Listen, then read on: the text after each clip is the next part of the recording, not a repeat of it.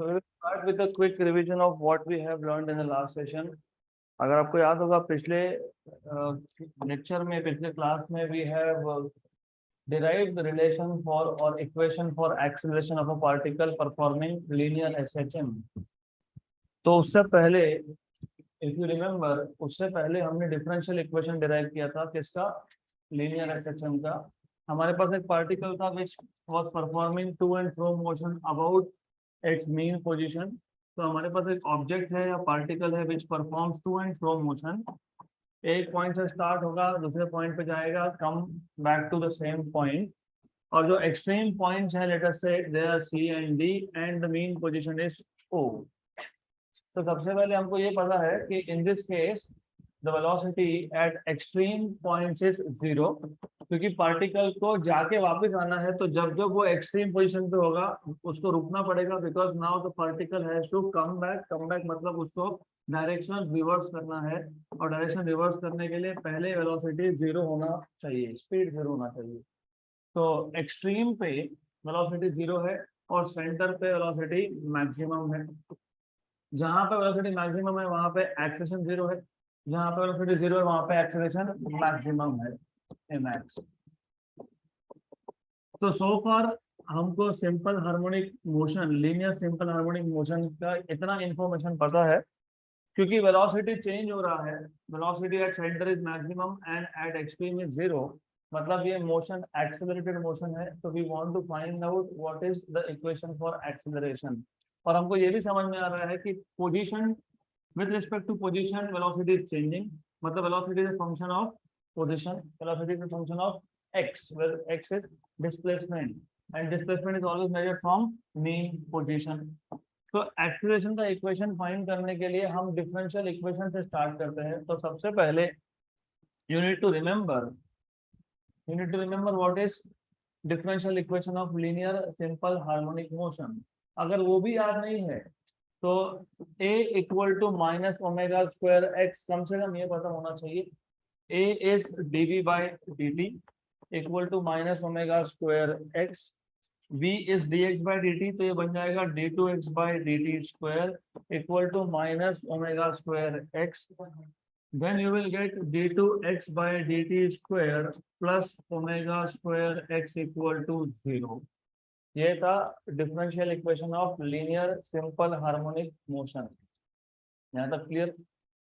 इसके बाद अगर आपको एक्सेलरेशन का इक्वेशन चाहिए, if you want differential equation of linear SHM, you start with equation of acceleration. If you want equation of acceleration, you start with equation कौन सा? Differential equation of linear SHM। तो दोनों process उल्टा है। ए के equation से start करोगे तो डिफरेंशियल इक्वेशन मिलेगा, डिफरेंशियल इक्वेशन से स्टार्ट करोगे तो ए मिलेगा। तो हमने लास्ट लेक्चर में देखा था how to derive expression for acceleration from differential equation of SHM। तो डिफरेंशियल इक्वेशन पता है हमको d2x by dt square plus omega square x equal to 0। therefore d2x by dt square equal to minus omega square x, but if you remember a equal to dv by dt and v is dx by dt, तो a equal to d2x by dt square। तो from equation number 1 and 2 d2x by dt square कितना है? a, तो a equal to minus omega square x, तो मिल गया expression for acceleration. इसके बाद हमने फाइंड किया था expression for velocity of a particle performing linear SHM। तो we start with a equal to minus omega square x, a is dv by dt, this is equal to minus omega square x. मैं सिर्फ ये quick revision करवा रहा हूँ so that you have better connectivity with today's topics, आने वाले topic में। तो यहाँ पे मैं कुछ स्टेप स्किप करूंगा, तो you just need to know this, you have to revise at home. What is a dv by dt minus omega square x.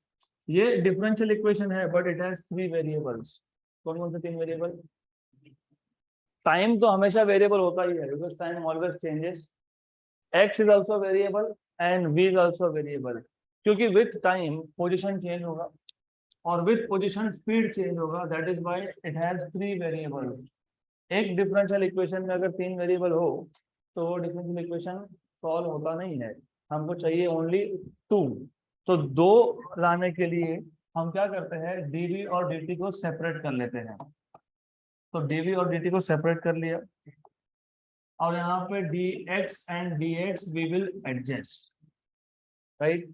तो ये जो dx बाई dt है, दिस इज स्पीड, मतलब वेलोसिटी v। तो dv by dx into this is v equal to minus omega square x. अब यहाँ पे 2 ही variable है, एक वेलोसिटी एक पोजीशन। और इफ यू सी, ये जो डिफरेंशियल इक्वेशन है this is in variable separable form.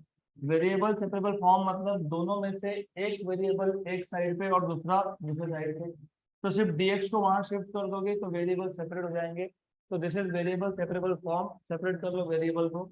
तो therefore v dv equal to minus omega square x dx। Once you have separated variables, एक बार वेरिएबल सेपरेट हुए तो उसके बाद क्या करना होता है, integration, integrating and integrating. Minus omega square constant था तो कांस्टेंट को हमने बाहर लिखा।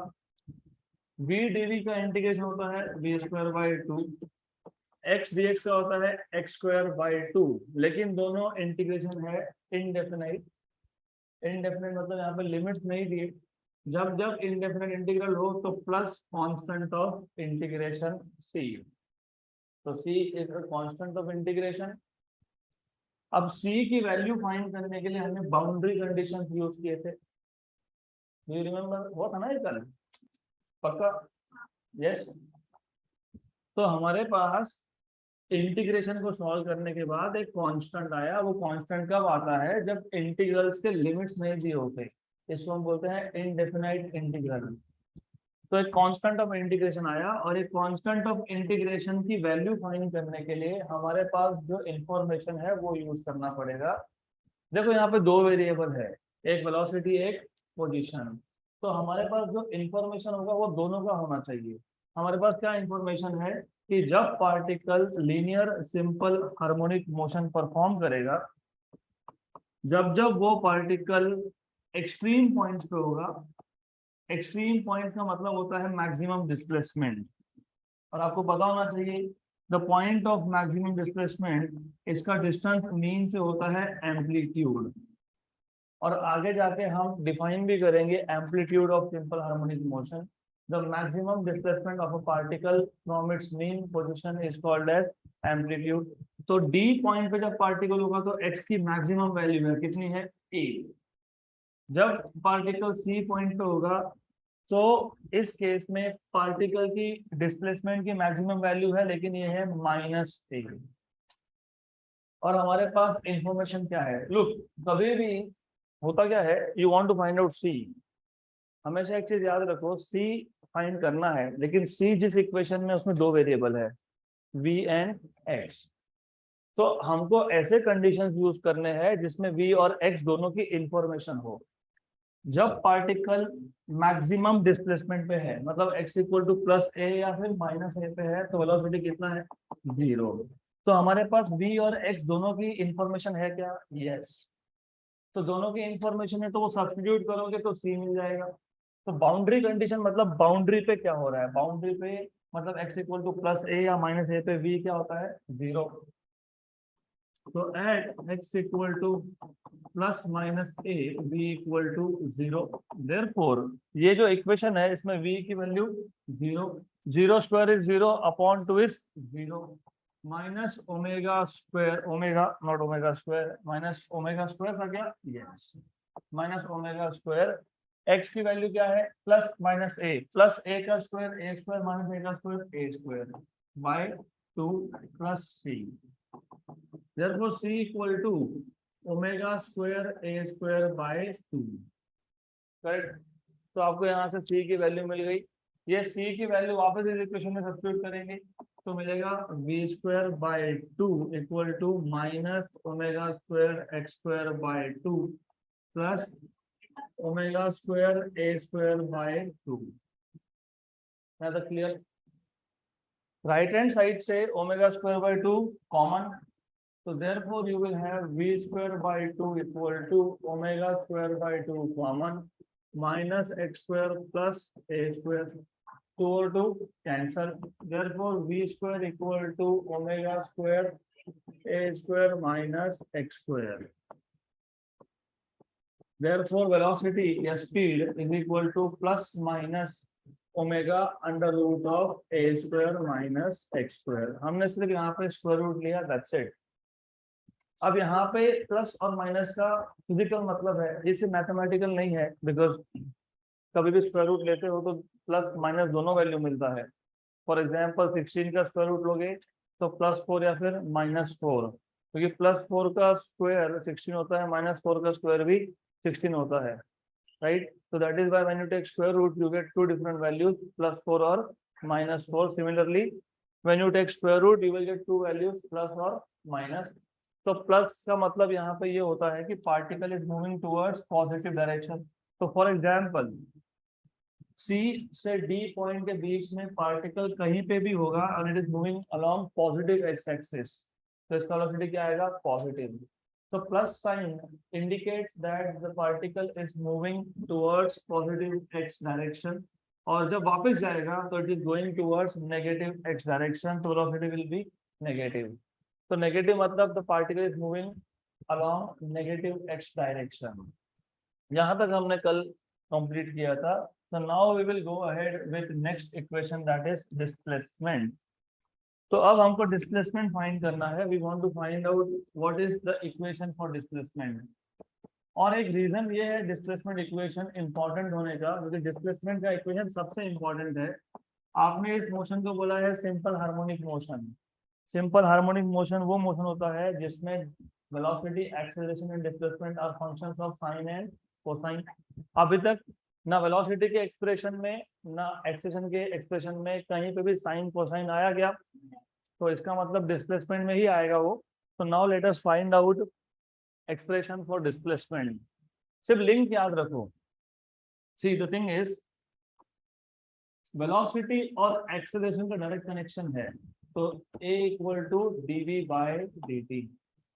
इसके लिए v फाइंड करना था तब आपने a equal to dv/dt use किया. सिमिलरली डिस्प्लेसमेंट और वेलोसिटी का डायरेक्ट कनेक्शन है v इक्वल टू dx/dt. तो कभी भी याद रखना स्टार्टिंग पॉइंट पता होना चाहिए. आपको पता होना चाहिए कि डेरिवेशन स्टार्ट कहाँ से करना है. वो तब समझेगा, तब याद रहेगा जब बेसिक्स क्लियर है. a इक्वल टू dv/dt था, तो v और a का डायरेक्ट कनेक्शन है. दैट इज वाई पिछला डेरिवेशन देखोगे तो आप स्टार्ट ही यहाँ से करते हो. इफ यू सी जहाँ से स्टार्ट किया था a के इक्वेशन से, क्योंकि क्या फाइंड करना था? v. तो जब v फाइंड करना है तो you start from equation of a. जब x फाइंड करना है तो you start from equation of v. Very good. और हमको ऑलरेडी पता है what is the speed of the particle performing SHM. क्या है? Plus minus omega under root of A square minus x square. So we'll start with that equation. So we know that what do we know? We know that the velocity. एक काम करते हैं, velocity बोला तो दोनों values लेना पड़ेगा, plus और माइनस. तो एक काम करेंगे, we know that the magnitude मतलब मॉड वैल्यू मतलब सिर्फ positive. the magnitude of velocity of a particle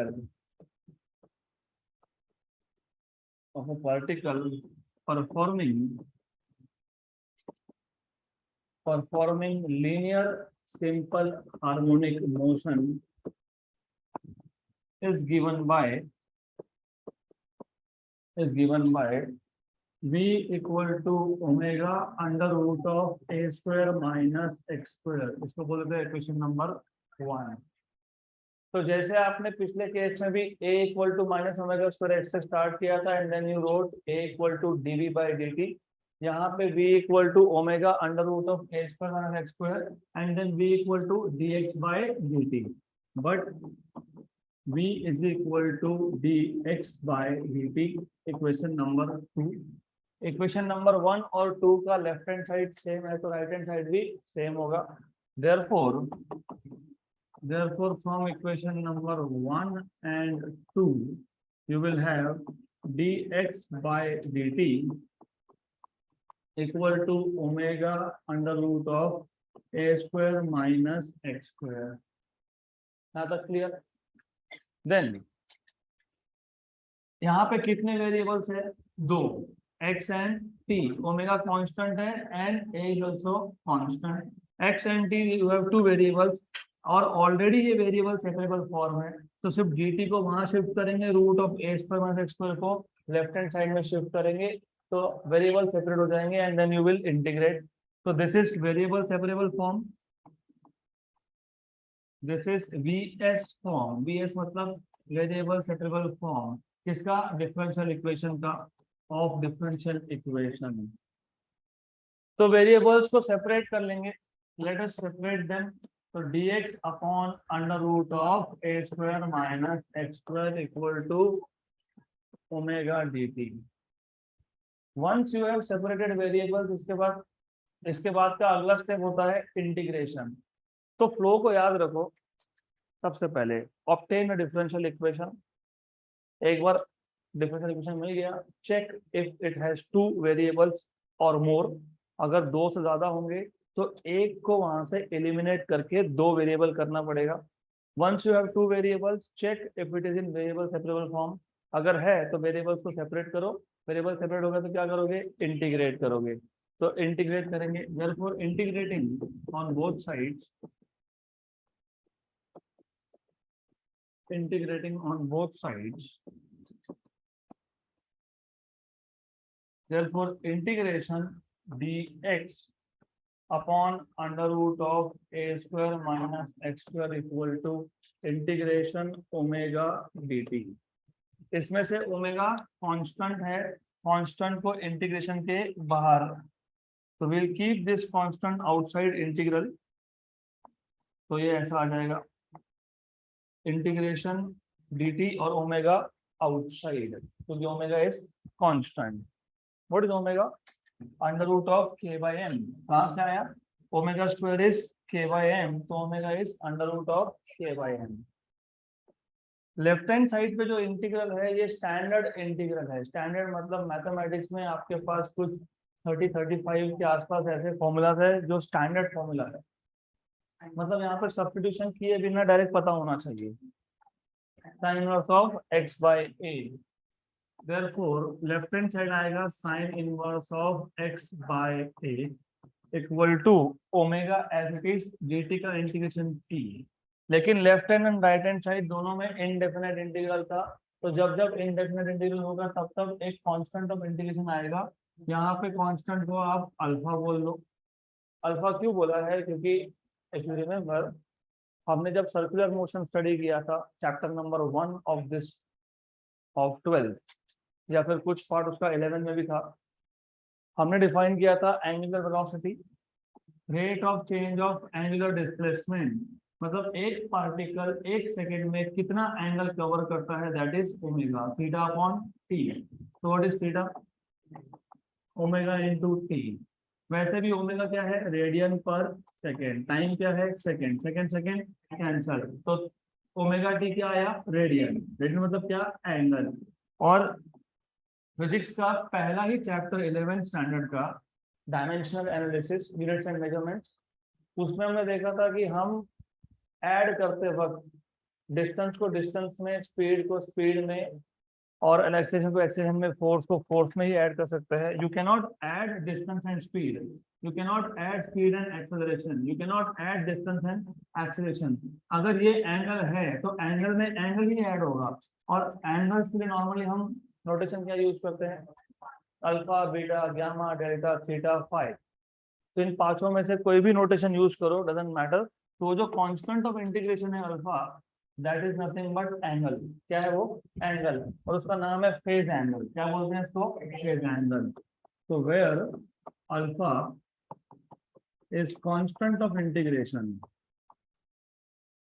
is constant of integration known as phase angle, known as phase angle. और ये जो कांस्टेंट ऑफ इंटीग्रेशन है ये बहुत इंपॉर्टेंट है। क्यों? Going back to the motion, particle motion को कहीं से भी स्टार्ट कर सकता है, बना इसे कहीं से भी, मतलब particle can start motion from left extreme, left extreme मतलब x इक्वल टू माइनस ए, सी से स्टार्ट किया, डी पे गया, वापस से सी पे आया, वन ऑसिलेशन। लेकिन स्टार्ट कहाँ से हुआ था? लेफ्ट एक्सट्रीम से। पार्टिकल अपने मोशन को राइट एक्सट्रीम से भी स्टार्ट कर सकता है, डी से स्टार्ट किया, सी पे गया, वापस डी पे आया, वन ऑसिलेशन। लेकिन मोशन कहाँ से स्टार्ट हुआ था? Right extreme. पार्टिकल मोशन को सेंटर से भी स्टार्ट कर सकता है, मीन पोजीशन, करेक्ट। मीन से स्टार्ट हुआ, राइट एक्सट्रीम पे गया, लेफ्ट एक्सट्रीम पे आया, वापस वापस मीन पे आया, वन ऑसिलेशन। वन ऑसिलेशन मतलब O to D, D to C, back to O, ये है वन ऑसिलेशन। ये तीनों ही मोशन कौन से थे? Linear simple harmonic motion. Particle यहां से भी मोशन स्टार्ट कर सकता है। So particle can start its motion from anywhere. Maybe it will start from here. Maybe it will start from here. तो कहीं से भी स्टार्ट करेगा, right? Path is same. सिर्फ स्टार्टिंग पॉइंट अलग अलग हो सकता है। और वो जो हमने कांस्टेंट ऑफ इंटीग्रेशन लिखा ना, अल्फा फेज एंगल, ये हमको बताता है कि एग्जैक्टली पार्टिकल ने मोशन स्टार्ट कहाँ से किया। तो alpha is a constant of integration which will tell you particle ने मोशन स्टार्ट एग्जैक्टली कहाँ से किया, मीन से किया कि एक्सट्रीम से किया, लेफ्ट एक्सट्रीम से किया कि राइट एक्सट्रीम से किया, या फिर मीन और एक्सट्रीम के बीच में से कहीं से किया। तो that is why this alpha is very important. आगे भी आप देखोगे, we will actually use this to know कि पार्टिकल कौन से नंबर ऑफ ऑसिलेशन में है। क्योंकि ये मोशन क्या है? पीरियोडिक है। पीरियोडिक मोशन में क्या होता है? रिपीटेशन होता है, एक चक्कर, फिर दूसरा चक्कर, फिर तीसरा चक्कर। तो हाउ डू यू नो? क्योंकि हर बार वो सेम पोजीशन पे वापस आ रहा है। When particle is performing linear simple harmonic motion, तो पहले ऑसिलेशन में भी वो सेम पोजीशन पे आया था, और एक राउंड मार के वापस उधर ही आया, और एक राउंड मार के वापस उधर ही आया। तो ये जो फेज एंगल है, it gives you two important information. Number one, exactly particle का मोशन कहाँ से स्टार्ट हुआ। नंबर टू, कौन से नंबर ऑफ ऑसिलेशन में है, right. So that is why alpha will be important. तो देयरफॉर ये साइन इनवर्स है, इसको वहां भेज दोगे तो क्या बनेगा? साइन। तो you will get x upon a equal to sine omega T plus alpha, and therefore you will get x equal to a sin omega t plus alpha. Finally x में साइन आया, तो sign या cosine मतलब कौन सा function? Harmonic. तो ये motion कौन सा है? Simple harmonic. क्योंकि हार्मोनिक फंक्शन है, पावर वन है, तो simple harmonic. But you will say कि सिर्फ डिस्प्लेसमेंट में ही साइन है, वेलोसिटी में है क्या? यस है। कैसे? What is velocity? Omega under root of A square minus x square. X क्या है? तो इसका स्क्वायर कितना? A square sine square omega T plus alpha. तो v equal to omega under root of A square one minus sine square omega T plus alpha. What is one minus sine square theta? Cos square theta. A square का root मतलब a, और under root cos square omega T plus alpha. Square और root cancel, तो a omega cos of omega T plus alpha आ गया velocity में cos. तो velocity is also harmonic. और एक्सेलरेशन तो और भी इजी था, it is just minus omega square x. तो माइनस ओमेगा स्क्वायर एक्स में क्या है? ए है, तो ए आ गया sine of omega T plus alpha. So acceleration, velocity and displacement, all these three contain either sine or cosine, and hence the motion is simple harmonic motion. Is that clear? तो ये जो expression है, this expression or this equation gives instantaneous displacement. Instantaneous मतलब at a given point of time. Particularly किस time पे object कहाँ पे है, that is given by this equation. और कभी भी याद रखना फिजिक्स में इंस्टेंटेनियस तब बोलते हो जब इक्वेशन में टाइम हो, है क्या time, omega T, that is by this equation gives instantaneous displacement. So this equation gives instantaneous displacement. क्योंकि remember, with time displacement is also changing because the particle is in motion. तो जब particle motion में होगा तो position change होगा, और position change होगा तो उसका डिस्प्लेसमेंट चेंज होगा। मतलब हमको ये इक्वेशन क्या देगा, instantaneous displacement of a particle performing linear SHM, of a particle performing linear SHM.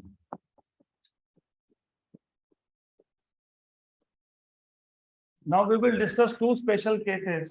As I just told you कि पार्टिकल अपना मोशन कहीं से भी स्टार्ट कर सकता है, कहीं से भी स्टार्ट कर सकता है, मतलब वो it can also start from mean, it can also start from extreme. तो मीन से स्टार्ट किया तो इक्वेशन क्या है, और एक्सट्रीम से स्टार्ट किया तो इक्वेशन क्या आएगा वो देखना है हमको। क्योंकि many times CET, JEE NEET या स्टेट बोर्ड के एग्जाम्पल्स में आपको डायरेक्टली बोला होता है the particle starts its motion from mean position. ये जो इक्वेशन है जनरल इक्वेशन है। So this equation is general equation. General मतलब पार्टिकल कहीं से भी स्टार्ट करे आप ये इक्वेशन यूज कर सकते हो, राइट। तो इसको हम अभी पर्टिकुलर बना लेंगे। पर्टिकुलर मतलब स्पेसिफिकली पार्टिकल अगर मीन से स्टार्ट होता है तो इक्वेशन क्या आएगा, और अगर एक्सट्रीम से स्टार्ट होता है तो इक्वेशन क्या आएगा। तो स्पेशल केसेस में we will discuss two special cases. Special case number 1, the particle starts its motion from mean position. थोड़ा सा कनेक्ट करना पड़ेगा आपको because it is very simple, you just need to understand. हमारे पास एक पार्टिकल था जो स्ट्रेट लाइन में वाइब्रेट हो रहा है, जिसको हम बोलते हैं लीनियर सिंपल हार्मोनिक मोशन। अब कहीं से तो मोशन स्टार्ट हुआ होगा, अगर मीन से स्टार्ट होता है तो फिर इंस्टेंटेनियस डिस्प्लेसमेंट का इक्वेशन क्या आएगा। ये जो इक्वेशन है ये इंस्टेंटेनियस डिस्प्लेसमेंट का ही इक्वेशन है, लेकिन ये जनरल इक्वेशन है। जनरल मतलब पार्टिकल कहीं से भी स्टार्ट हो you can use this, but अगर ऑलरेडी हमको बताया है that the particle is starting from mean position, तो उस केस में इक्वेशन मॉडिफाई होगा। क्यों होगा, गोइंग बैक जो हमने आज रिवीजन किया उसका एक रीजन था, there was some particular reason कि why we have revised this। तो ये जो कांस्टेंट ऑफ इंटीग्रेशन फाइंड करना था हमको, तो हमने कांस्टेंट ऑफ इंटीग्रेशन फाइंड करने के लिए बाउंड्री कंडीशन से क्यों यूज की, क्योंकि बाउंड्री ऐसा पॉइंट था जहां पे हमको v और x दोनों पता है। क्योंकि c जिस इक्वेशन में है उस इक्वेशन में और दो चीज थे, x एंड v, बराबर। तो एग्जैक्टली बाउंड्री कंडीशन क्यों यूज हुआ, क्योंकि boundary is the only place where we exactly know v is 0 and x is a। Clear. तो कांस्टेंट ऑफ इंटीग्रेशन अगर आप यहाँ पे फाइंड करते हो तो फिर डिस्प्लेसमेंट के इक्वेशन में क्यों नहीं करेंगे, वहां पे भी करना पड़ेगा ना। यहाँ पे भी अल्फा कौन है, कांस्टेंट ऑफ इंटीग्रेशन। तो पिछले केस में c की value constant of integration find किया, इस केस में फाइंड नहीं करेंगे, ऐसा नहीं होता, यहाँ पे भी फाइंड करेंगे। सिर्फ यहाँ पे दो स्पेशल केस बनने वाले हैं, उसमें से special case number 1, if the particle starts, if the particle starts, अब before I write down anything else थोड़ा सा लॉजिकली सोचो। फिजिक्स में मेजरमेंट आप तब स्टार्ट करते हो जब मोशन स्टार्ट होता है। रियल लाइफ की भी बात ले लो, सपोज यू आर ट्रैवलिंग, जहां से आप जा रहे हो let us say Nashik, we know it will take around 2.5 hour, correct, right. 10 बजे का बस था, तो मैं टाइम काउंट करना 10 बजे से करूंगा कि सुबह 7 से करूंगा, सिंपल, करेक्ट। 10 बजे निकले, 12:30 बजे पहुंच गए। किसी ने पूछा कितना टाइम लगा, आप बोलोगे 2.5 आवर, कि बोलोगे नहीं नहीं 7 से 12 5.5 घंटे। तो मोशन जब स्टार्ट हुआ तब टाइम मेजरमेंट स्टार्ट होता है, करेक्ट। तो व्हेन यू से इफ द पार्टिकल स्टार्ट्स मतलब initial time is 0, motion start हुआ तब मेजरमेंट स्टार्ट होगा। तो if the particle starts its motion मतलब t equal to 0, if the particle starts its motion from mean position, कहां से start हुआ, मीन पोजीशन, और मीन पोजीशन तो हमको ऑलरेडी पता है, what is mean position, x equal to 0। जब constant of integration c find करना था तो उस इक्वेशन में v और x था, जब constant of integration alpha find करना है तो इस इक्वेशन में x एंड t है, तो t इक्वल टू 0 है, यस, x की वैल्यू है, यस, तो दोनों वैल्यूज है, यस, तो अल्फा मिलेगा, yes, simple. Let us solve this equation number, ये जो इक्वेशन ना, कुछ तो नंबर देना पड़ेगा इसको, इक्वेशन नंबर 3 बोल देते हैं, दिस इज इक्वेशन नंबर 3। तो सब्स्टिट्यूट, तो यहाँ पे बाउंड्री कंडीशन हम यूज नहीं कर सकते, क्यों नहीं कर सकते, क्योंकि इंफॉर्मेशन मीन पोजीशन का है, पार्टिकल ने कहां से स्टार्ट किया, मीन पोजीशन, तो बाउंड्री से तो स्टार्ट किया नहीं है, जब बाउंड्री से स्टार्ट करेगा तब बाउंड्री कंडीशन देखेंगे, फिलहाल कहां से स्टार्ट किया इसने, मीन से। तो substitute x equal to 0 and t equal to 0 in equation number 3। x equal to 0 मतलब left hand side is 0, equal to a sin omega into 0 plus alpha, right. तो देयरफॉर 0, ये a को यहाँ पे लाके डिवाइड कर दो तो ये भी 0 हो जाएगा, साइन ऑफ 0 प्लस अल्फा, तो therefore 0 equal to sine alpha. Sine की वैल्यू 0 से 0 एंगल पे होती है, तो अल्फा इक्वल टू 0। अभी अल्फा इक्वल टू 0 वापस सब्स्टिट्यूट कर दो इक्वेशन नंबर 3 में, तो अल्फा की वैल्यू कितनी मिल गई हमको, 0। तो put alpha equal to 0 again in equation number 3, therefore x equal to a sin omega t plus 0, so therefore x equal to a sin omega t। तो जब पार्टिकल मीन पोजीशन से start करेगा तो उसका डिस्प्लेसमेंट का equation हमेशा आएगा x equal to a sin omega t। तो जब न्यूमेरिकल सॉल्व करोगे और अगर मेंशन किया है that the particle starts its motion from mean position, तो जनरल इक्वेशन यूज नहीं करना, straight away use a sin omega t। Is this clear, simple है, राइट। अब think of the second case, if the particle starts from extreme position, extreme position मतलब x equal to plus minus a, या तो plus a या फिर minus a। तो case number 2, special case number 2, if the particle starts मतलब t equal to 0, its motion कहां से, from extreme positions बोलना पड़ेगा, मेन पोजीशन होता है क्योंकि मेन एक सिंगल पोजीशन है, एक्सट्रीम पोजीशंस होता है क्योंकि यहाँ पे दो पोजीशंस है, या एक प्लस ए पे है दूसरा माइनस ए पे है। तो when the particle start its motion from extreme position, that is x is equal to या तो प्लस है या फिर minus a, right. Now substitute, put x equal to plus minus a and t equal to 0 in equation number 3। equation 3 क्या था अगर याद होगा, x equal to a sin of omega t plus alpha, x यहाँ पे क्या आएगा, plus minus a sin of time आएगा 0 प्लस आएगा यहाँ पे अल्फा, क्या आएगा यहाँ पे, plus alpha. So what you will get from here, plus alpha, तो ये a और ये a, this a and this a cancer, तो लेफ्ट हैंड साइड पे क्या बचा, 0, 0 नहीं 1, प्लस माइनस 1, नहीं तो 0 लिख दोगे वो खत्म, तो plus minus 1, sine of omega into 0 is 0 plus alpha, तो plus minus 1 equal to sine alpha. तो यहाँ पे दो वैल्यूज मिलेगी आपको, एक तो मिलेगा sine alpha equal to plus 1, एक मिलेगा sine alpha equal to minus 1, sine alpha equal to minus 1, कितना, माइनस 1, यहाँ तक clear. Sine alpha equal to plus 1 मतलब alpha equal to 90 degree, 90 degree मतलब पाई बाई 2, और साइन अल्फा इक्वल टू -1 मतलब 180 पे 0 होता है। 270 मतलब 3 इंटू 90, 90 मतलब π/2, तो 3π/2, तो अल्फा इक्वल टू 3π/2। तो आपको अल्फा की दो वैल्यू मिलेगी, एक +π/2 जब पार्टिकल राइट एक्सट्रीम से स्टार्ट करेगा, राइट एक्सट्रीम मतलब डी पॉइंट से स्टार्ट करेगा यहाँ से, और जब वो सी पॉइंट से स्टार्ट करेगा तो 3π/2।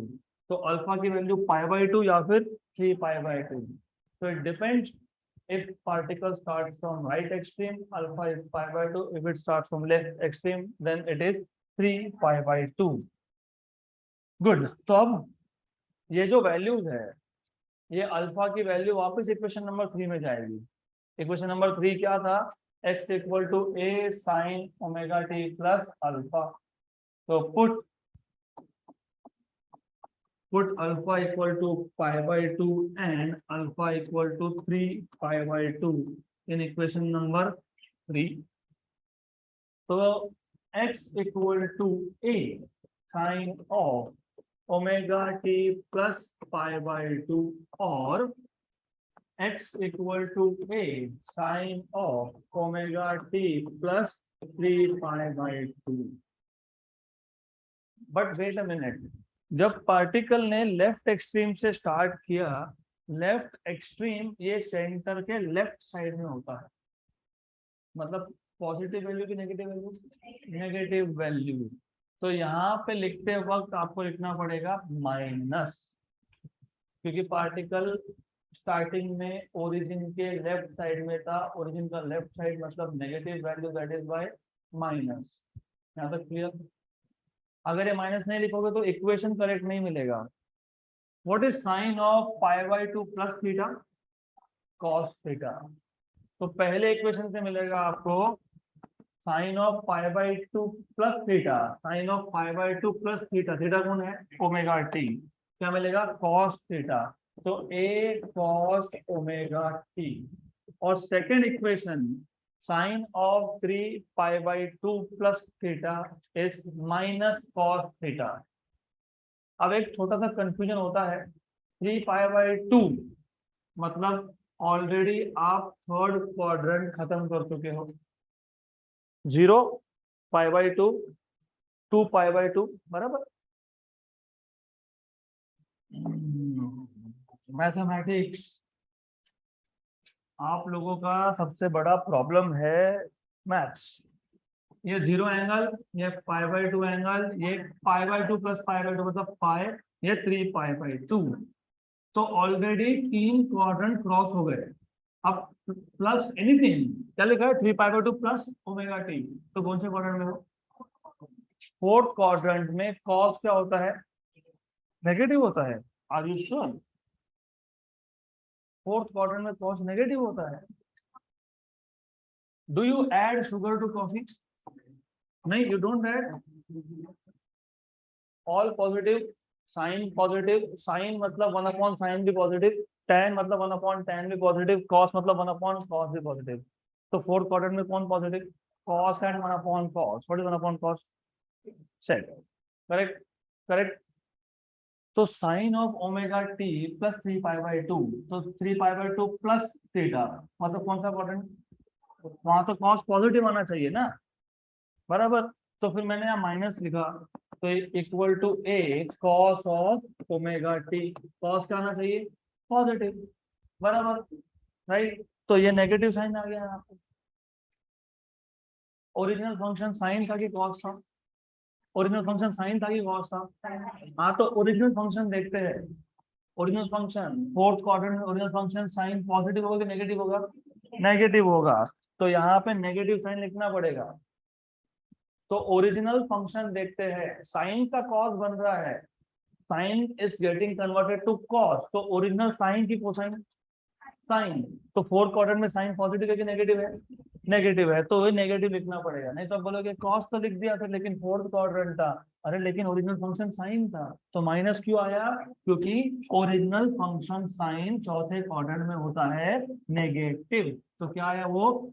क्या आया वो? नेगेटिव। लेकिन लेफ्ट हैंड साइड में तो नेगेटिव था, तो नेगेटिव नेगेटिव कैंसल, तो दोनों मिला के एक ही आंसर देता है, x equal to a cos of omega t। तो अगर क्वेश्चन में ऐसा हो, the particle starts its motion from extreme position, चाहे वो पॉजिटिव एक्सट्रीम हो या फिर वो नेगेटिव एक्सट्रीम हो, तो directly x equal to a cos omega t। तो alpha phase angle, it gives you very important information.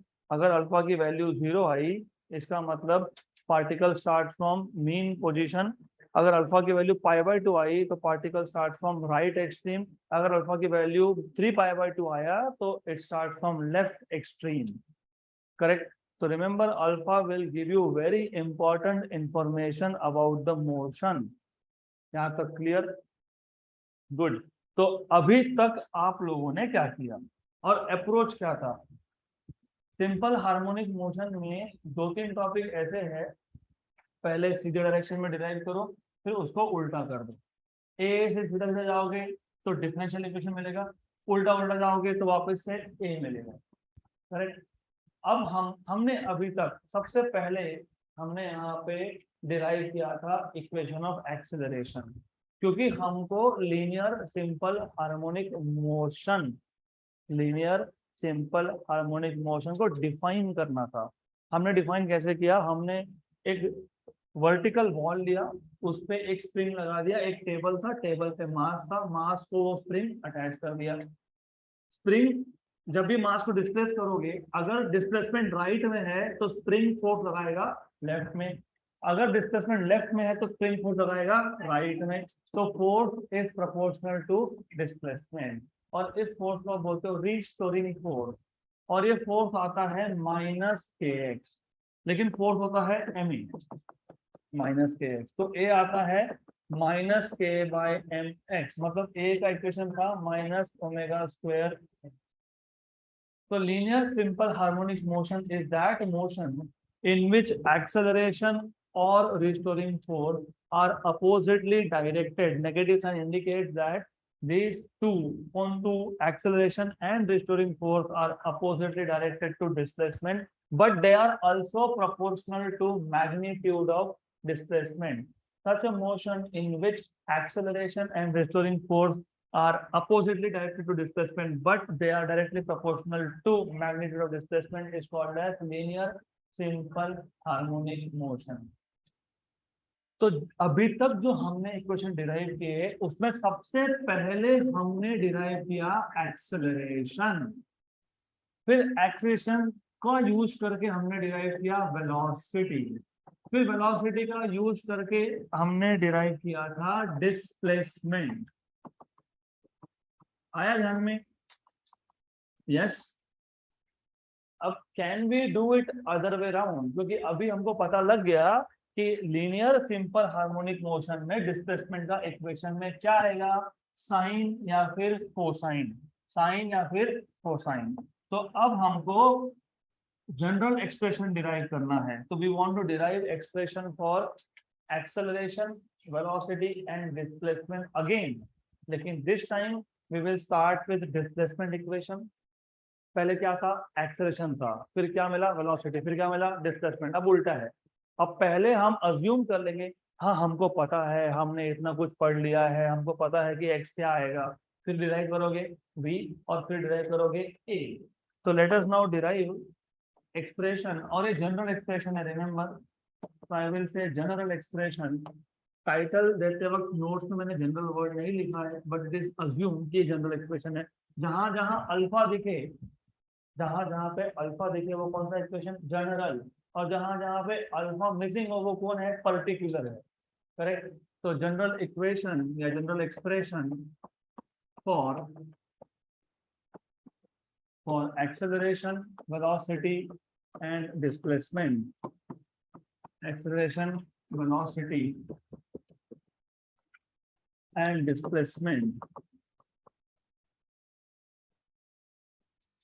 and displacement x of a particle performing linear SHM, of a particle performing linear SHM, और title में मैंने ये भी नहीं लिखा है of a particle performing linear SHM, क्योंकि ये चैप्टर ही लीनियर एसएचएम है मोस्टली, तो अज्यूम्ड है कि लीनियर एसएचएम होगा। तो अब स्टार्ट कहाँ से करेंगे? अब हम बोलेंगे we know that, what do you know? We know that the displacement of a particle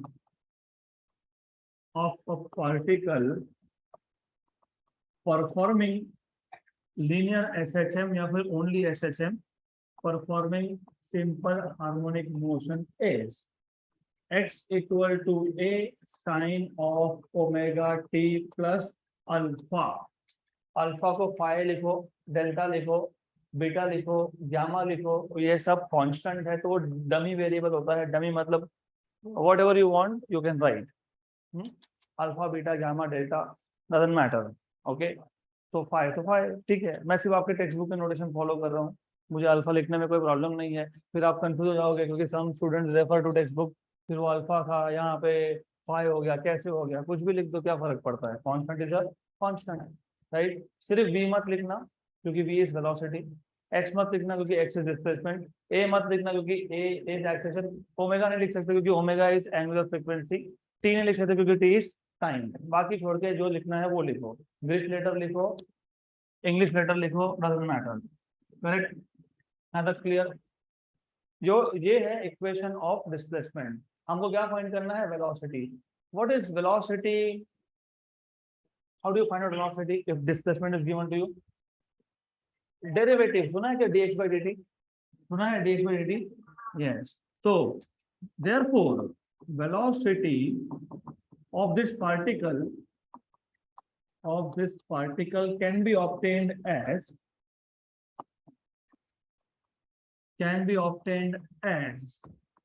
कैसे ऑब्टेन करोगे? डेरिवेटिव, सिर्फ डेरिवेटिव लेना है।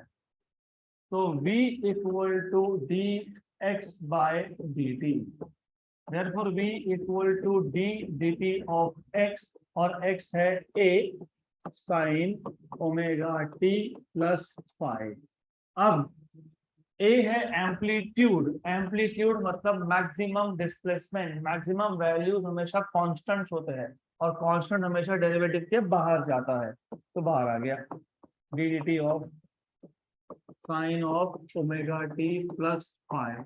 Now before I go ahead, वापस से मैथ्स लगने वाला है यहाँ पे, तो जिनको पता नहीं है, सपोज मुझे sine of f of t का डेरिवेटिव लेना है विद रिस्पेक्ट टू टी। इसका रूल होता है sine of f of t का डेरिवेटिव होता है cos of f of t into derivative of f of t, right. हमारे पास था sine of omega T plus five, इसका चाहिए था हमको डेरिवेटिव, तो यह आ जाएगा cos of omega T plus five. What is f of T? Omega T plus five, तो derivative of omega T plus five. इसमें पहले टर्म का डेरिवेटिव जब लोगे तो derivative of omega t with respect to t, omega क्या है? Constant, वो कहाँ जाएगा? बाहर। D t by d t कितना? 1। तो पहले टर्म का डेरिवेटिव कितना आ गया? Omega, right. D t by d T हो गया 1। फाइव क्या था? कांस्टेंट, कांस्टेंट डेरिवेटिव क्या होता है? 0। तो ओमेगा बचा, तो ओमेगा को आगे लिख लेते हैं, तो omega cos omega T plus five. तो what is derivative of sine omega T plus five? Omega cos omega T plus, आ गया वेलोसिटी, करेक्ट। अब सपोज आपको कॉन्फिडेंस नहीं है कि आपने जो कुछ लिखा है वो सही है कि नहीं, तो हमेशा सिर्फ नोट्स और टेक्स्ट बुक पे डिपेंडेंट मत रहो। फिजिक्स इज आल्सो इंटरेस्टिंग क्योंकि एक से ज्यादा मेथड है। अभी थोड़ी देर पहले आपने बोला था, मतलब कल हमने डिराइव किया था, अगर पार्टिकल एसएचएम परफॉर्म कर रहा है तो उसका वेलोसिटी का एक्सप्रेशन आएगा omega under root of A square minus x square.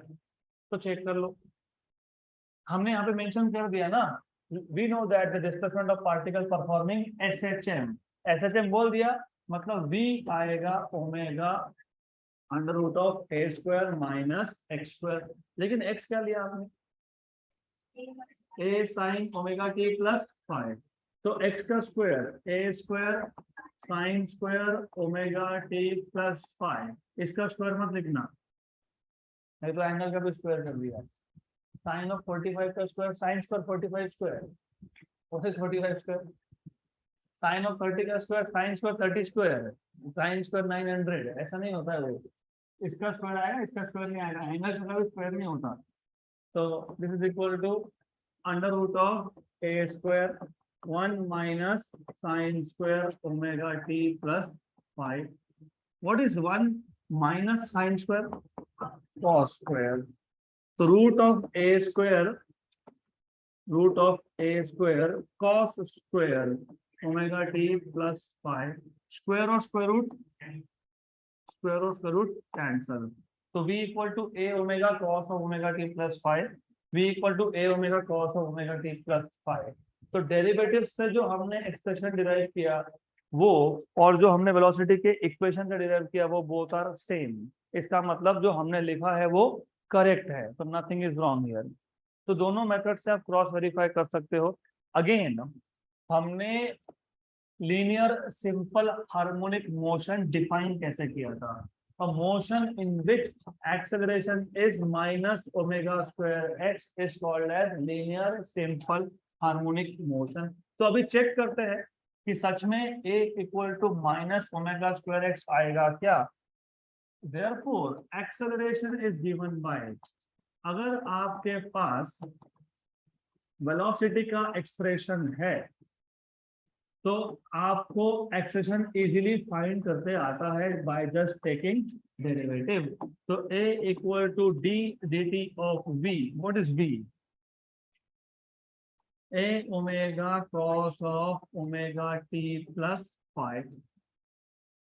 a और ओमेगा कॉन्स्टेंट्स है, तो कॉन्स्टेंट्स डेरिवेटिव और इंटीग्रेशन के लिखते हैं बाहर, तो a ओमेगा बाहर, derivative of cos of omega T plus 5। जैसे साइन का डेरिवेटिव था cos into derivative of f of t, वैसे ही कॉस का डेरिवेटिव होता है minus sine omega T plus 5 into derivative of omega T plus 5।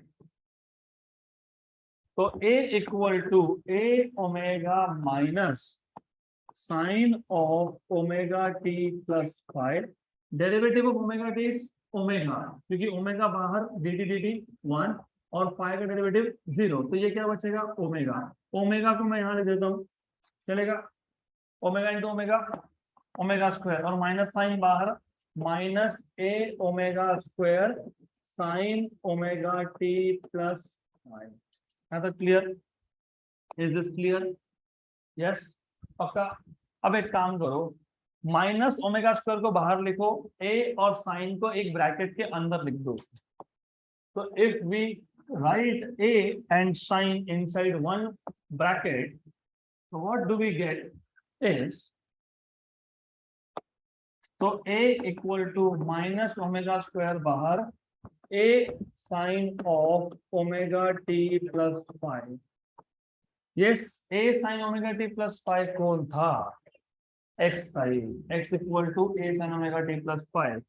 तो ये आपको मिल जाएगा A equal to minus omega square X. अगर A equal to minus omega square x आता है तो the motion is linear simple harmonic motion.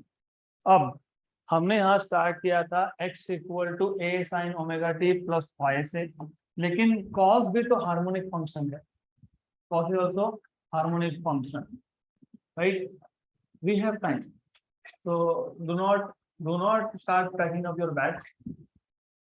x equal to a cos of omega T plus 5 भी लिख सकते हो, ये भी जनरल एक्सप्रेशन है किसका डिस्प्लेसमेंट का, किसका लीनियर सिंपल हार्मोनिक मोशन। तो what will be velocity dx by dt। अब आई एक्सपेक्ट कि now you are expert in finding out derivatives, तो मुझे बताने की जरूरत नहीं पड़नी चाहिए। ए कांस्टेंट बाहर, कॉस का derivative minus sine omega T plus five और ओमेगा टी प्लस फाइव का डेरिवेटिव ओमेगा, ये आ गया v। सिमिलरली a अगर चाहिए तो dv बाय dt, तो इसका जब डेरिवेटिव लोगे तो minus a omega constant, sign का डेरिवेटिव आएगा cos omega T plus five, omega T plus five का डेरिवेटिव आएगा ओमेगा, तो बन जाएगा ओमेगा स्क्वायर। इसमें से माइनस ओमेगा स्क्वायर को बाहर रख लेंगे, अंदर आएगा a cos of omega T plus five, लेकिन a cos omega T plus five था x, तो माइनस ओमेगा स्क्वायर x। तो x में साइन हो या कॉस हो, दोनों ही केस में एक्सप्रेशन क्या आता है, माइनस ओमेगा स्क्वायर x। मतलब साइन या cos both represent simple harmonic motion. यहाँ तक क्लियर? ओके, सो इसके आगे का टू बी कंटिन्यू।